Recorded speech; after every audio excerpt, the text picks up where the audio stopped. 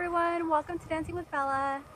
So today I'm so excited because we finally reached 10,000 subscribers. Oh my fucking god, that's so exciting. I never thought I would get here, and honestly I wouldn't be here if it wasn't for you guys. So thank you guys so much.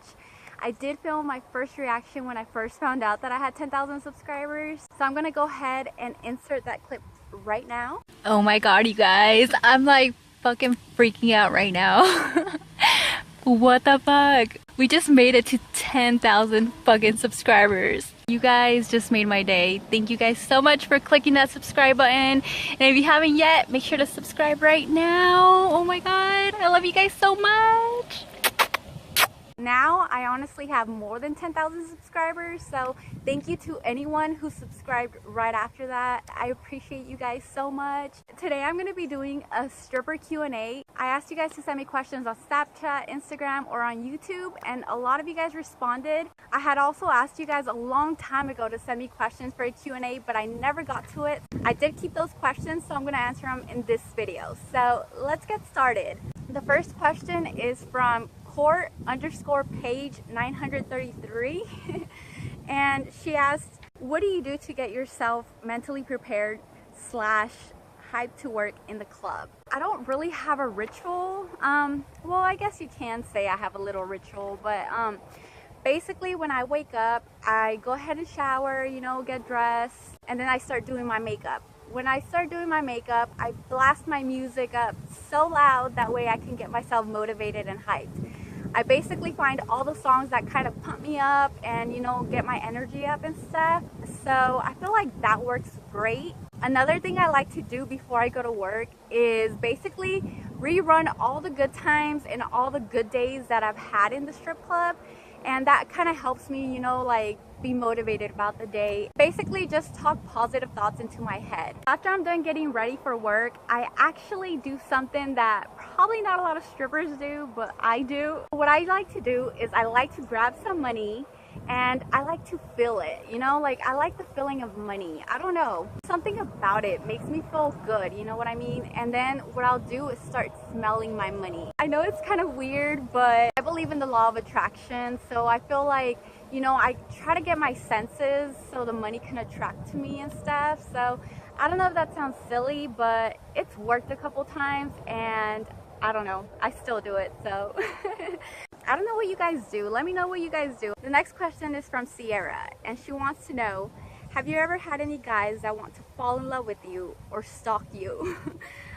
What do you do in that type of situation? Love you. Love you too, girl. I don't know. I mean, it just really depends, honestly, how stalkish they get. But usually I feel safe being in the strip club, especially if I'm working with good managers, you know, the ones that care about you.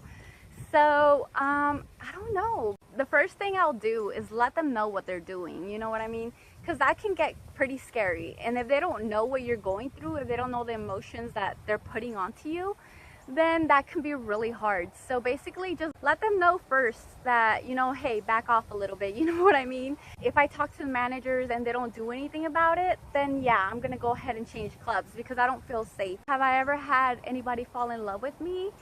I feel like I've broken a couple hearts here and there. And now that I'm married, it's kind of complicated, you know, because they can't fall in love with me, and I let them know, you know, that I'm married and they can't fall in love with me and stuff, because obviously I'm not going to leave my husband unless he does something so ridiculous. But if they're stalking you, that's very scary, so you better get yourself some pepper spray, a pocket knife, or something, you know what I mean?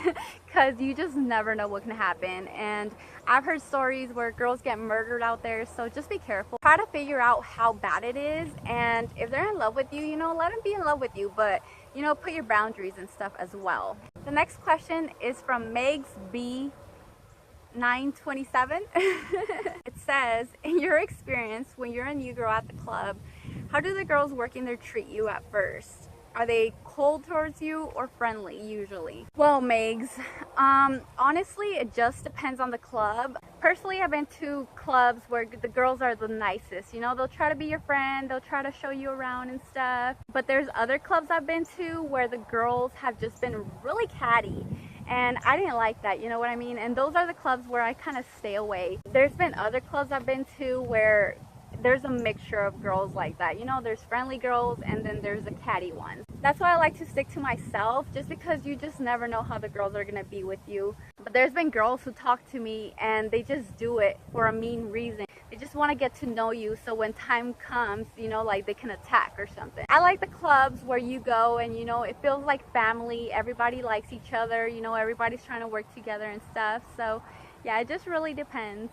Gleezy asked, should I take pole dancing classes before I audition? I know how to shake my ass, kind of, but I want to get better and dance to music, but nothing about the pole.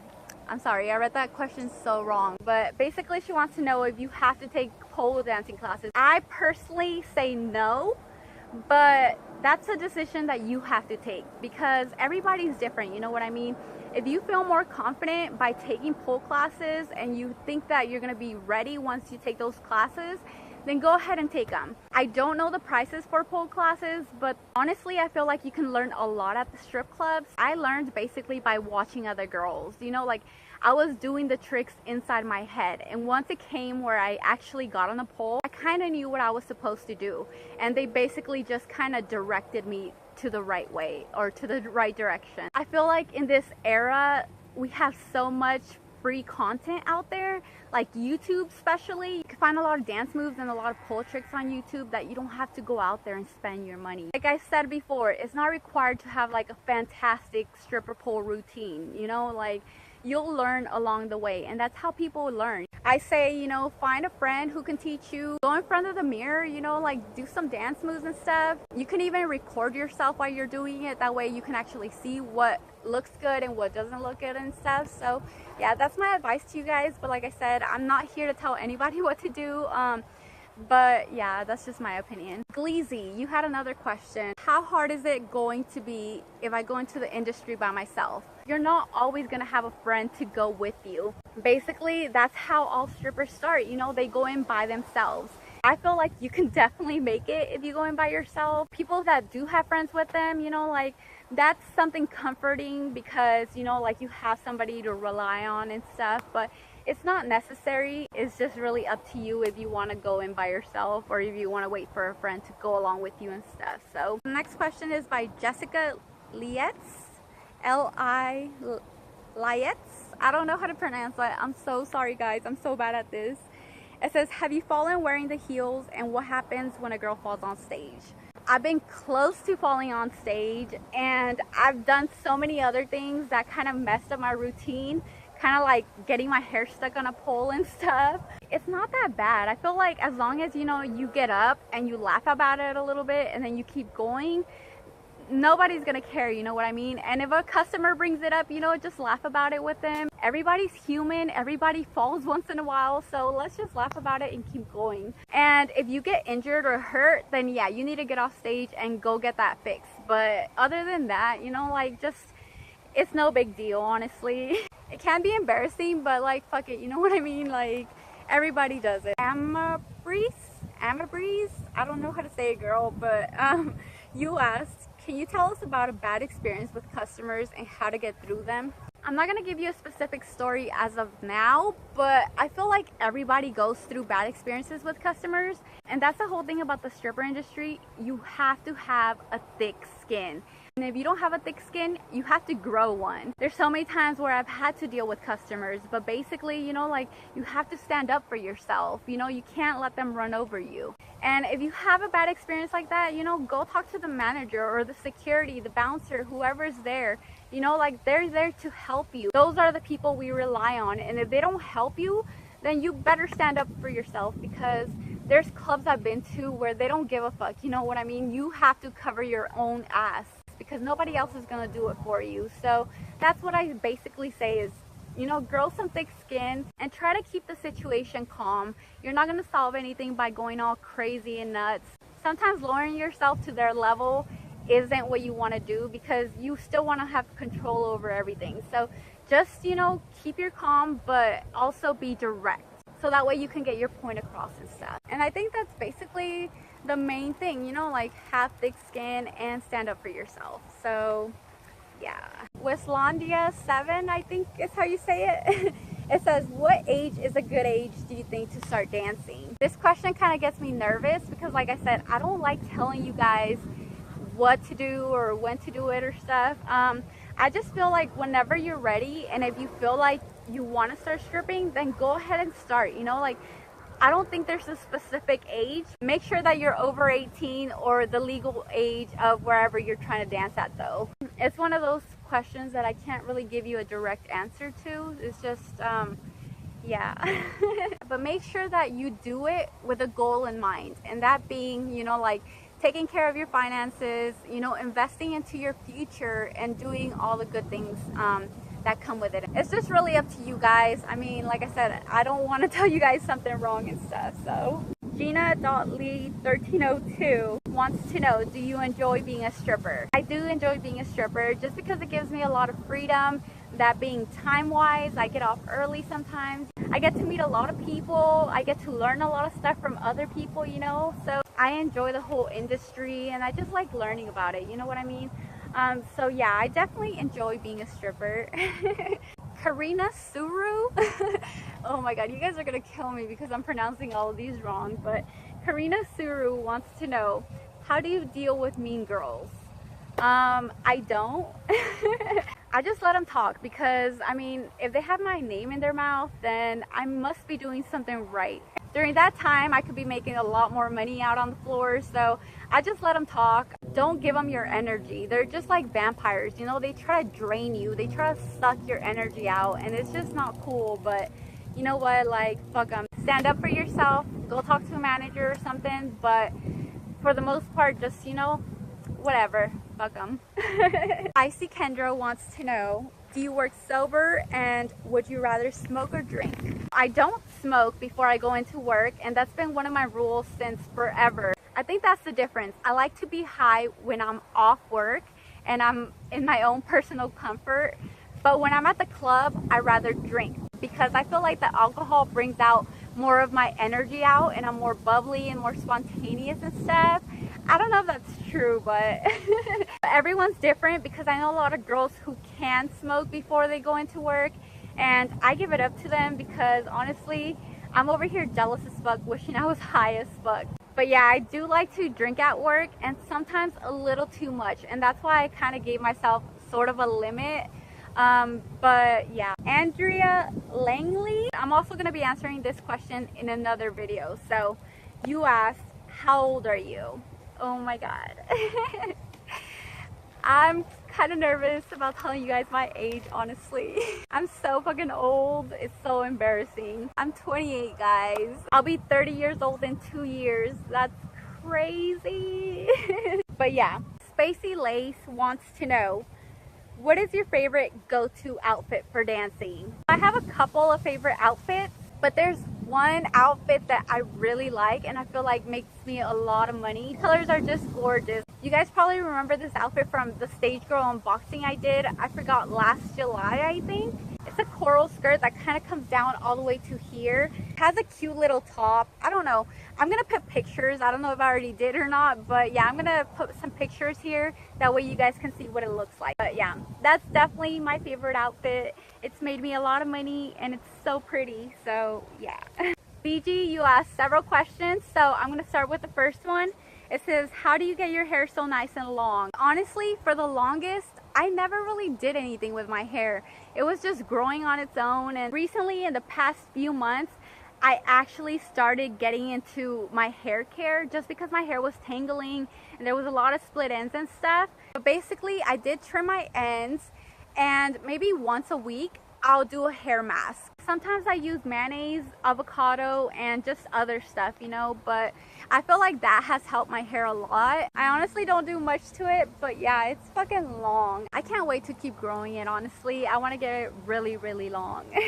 Next question is, how long did it take you to learn to do pole tricks? I would say it probably took me a couple weeks or maybe a couple months, but it wasn't that long, honestly. If you keep working on it and focusing on trying to learn, I think you'll learn pretty fast. I've seen girls who learn pole tricks in one day. Personally, I'm not one to learn fast, but when it comes to physical activities, I feel like I'm pretty good at determining what I can do and what I can't do. So yeah, I think you can learn pretty fast. Your next question is, if any, what treatments do you get to keep up on your appearance, such as facials, getting hair done, nails done, waxing, etc.? My home is my own personal spa, so I'll probably just go like to the hair salon maybe like once a year or twice a year. That's basically the same with my nails. I'll paint my nails at home.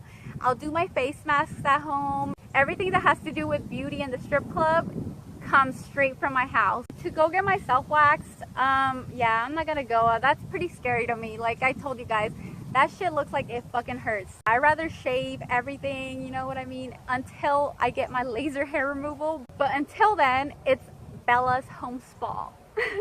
So your last question is, on a scale of 1 to 10, how much do you enjoy dancing? 1 being it's a pain in the ass, and 10 being it's the best thing ever. How can I rate this? I would say that I would give stripping maybe like a 7.3, just because I feel like it can be a very fun job, but there's so much that we have to deal with sometimes that kind of brings it down, you know what I mean? The industry is so unpredictable. You just never know how much money you're gonna make, or if you're gonna make any. Sometimes you have to deal with customers like we talked about earlier, or sometimes you even have to deal with the people you work with. Just to be fair, I'm gonna give it a 7.3 just because that's how I feel. I do love it, and that's why I put it above 5, but it's definitely not a 10 for me. So Lied Kimsey, you asked, do you ever dance in Austin, Texas? I like your bubbly personality. Thank you so much. I love you. Yes, I do dance in Austin once in a while, and I actually worked at the Rick's in North Austin, if you guys are familiar with that area. For the moment, Austin and Houston are actually the closest to me. But like I told you guys, I really don't want to go to Houston. I just feel like it's too big and it's too crowded and just So yeah, that's why I go to Austin. But yeah, I love Austin.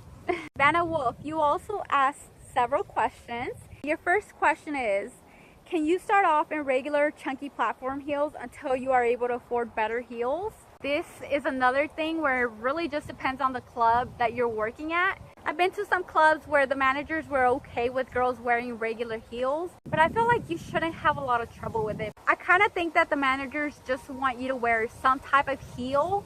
That's why I kind of wish all clubs were the same, because then you could get a better perspective of how each one works rather than having different rules for every club and different stuff going on and stuff. So yeah, it just really depends. Best bet is just call your club and ask them, and they'll give you an answer. So your next question is, if you work double shift, do you pay house fee for the later shift or just the early shift?